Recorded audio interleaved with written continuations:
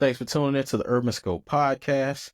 I'm back with another rewind edition of my podcast, and today I will be rewinding Tory Lanez's I Told You. Now, this is Tory Lanez's debut album, great album, and I'll talk a little bit about how I discovered Tory Lanez, or not discovered him, or how I learned about his music. Is back when I had Sirius XM radio.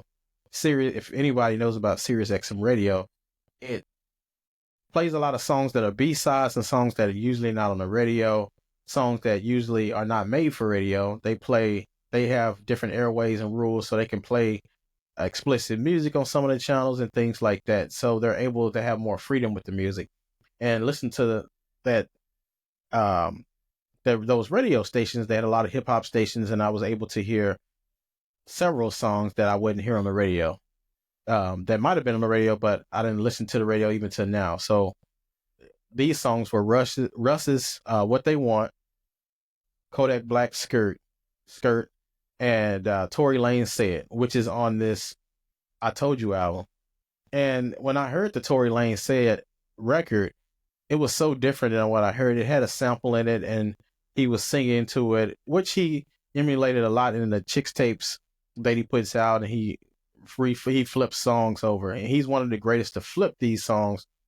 And he's not boxed in as a rapper, he's a singer as well, so he does a lot of different things and has a unique perspective in music, or a unique skill set similar to what Future has, but I think he does it a little bit different and a little bit better, in my opinion, just because of the range that he has and how vulnerable he gets on some of these songs.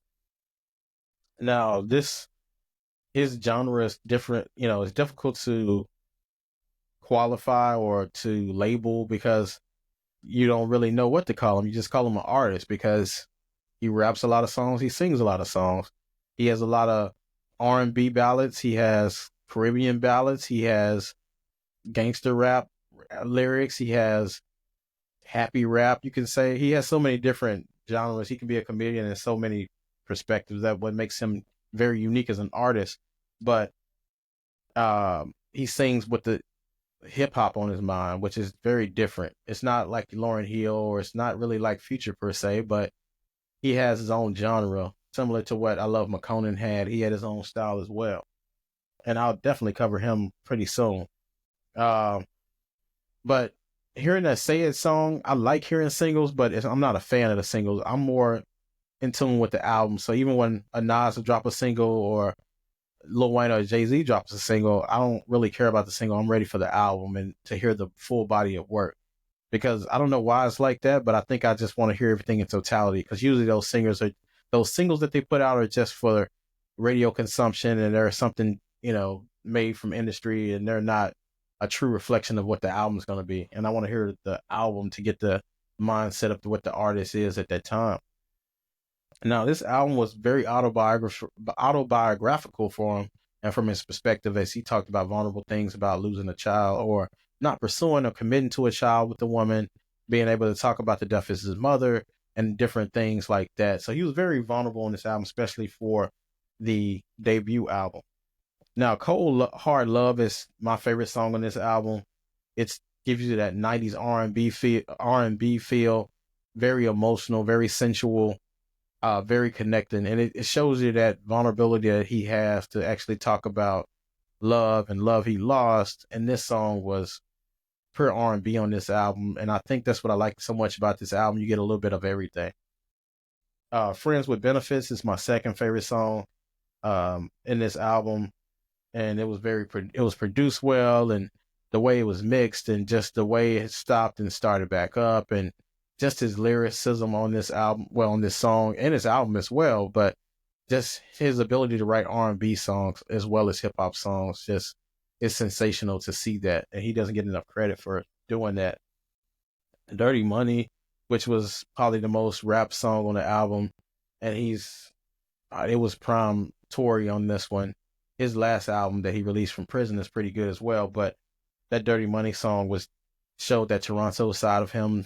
Those Toronto artists, whether it be Drake or even to some degree Weeknd, they have a certain flow, a certain skill set that they have that other artists just can't capitulate to.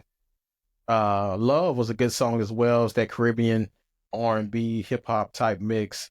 Very unique. It's something like a Drake would put out. Wouldn't be surprised if Drake had something to do with that song, or he wrote that song for Drake or something like that, because this is a Drake type feel, that Caribbean R&B hip hop vibe. Very good song. Like I said, it was very sensual as well. Question is, it's probably the most vulnerable that he got on the album. Um, that Question Is song, he talked about not being able to commit to a child and his regrets and going through things with his girlfriend at the time. So this album was very vulnerable for him, especially coming out, just introducing himself to an audience and able to talk about his different life shortfalls and obstacles he had to overcome to where he got to. But it's a great album, and if you haven't heard it, check it out. Tory Lanez is one of the most consistent artists in the hip hop game, and he can switch genres. Like I said, he's that chameleon that I talk about. He can switch so many different styles, similar to what the game does as a rapper, but he can get into any type of bag or any type of genre and just make it sound good. So until next time, I'll see you next time.